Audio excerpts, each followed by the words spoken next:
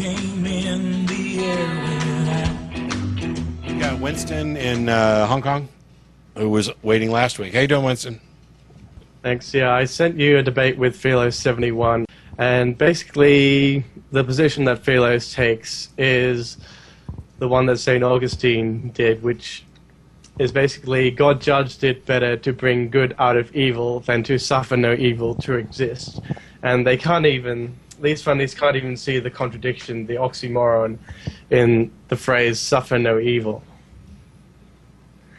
One of the examples he brought forward was how there could be someone 100 times worse than Hitler, but allowing him to live would bring massive amounts of good, such as the diary of Anne Frank. And I'll say this now, I would rather have Anne Frank alive in the world today than be inspired by her diary.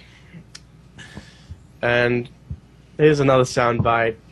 Quarks of good do not justify galaxies of suffering. And if the fundy asks what a quark is, ask him to look behind an electron.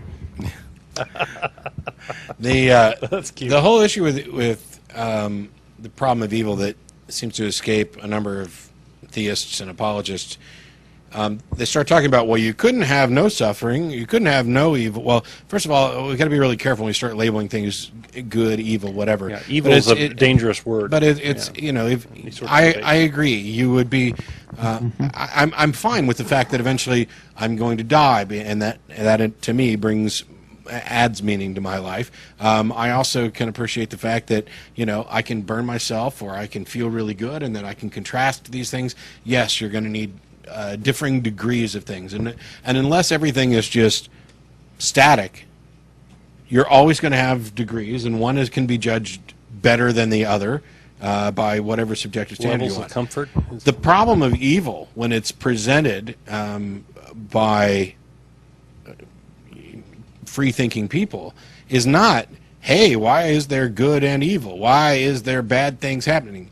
It's why is there seemingly unnecessary, excessive suffering that appears to serve no purpose. Yeah, tsunamis and hurricanes and Ebola and all that. Right. In the presumptive role that Christianity, for example, would place God and God's plan and the meaning and purpose and value of life, etc., that role is one that seems to be in conflict, or it seems unnecessary to have the suffering that we see, to the extent we see it.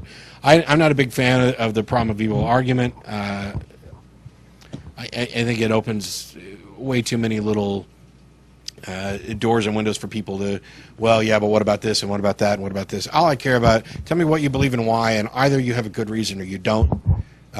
Do you have evidence for it? You know, saying, well, you know, if there's a God, why is there suffering? Even saying it in the proper way. You know, hats off to Epicurus for thinking of that. You know, long before Jesus was even thought of, right? So, you know, it's an old conundrum, and it's a goodie. Yeah, Epicurus came up. Oh, with Epicurus the on the problem of evil. I'm thinking of the Youth for Dilemma. Okay. Anyway, so hats off to the man. He's a hero, no doubt. Yep. But it's only a problem for certain specific ideas about God in the first place, which is, you know, when you talk to, you haven't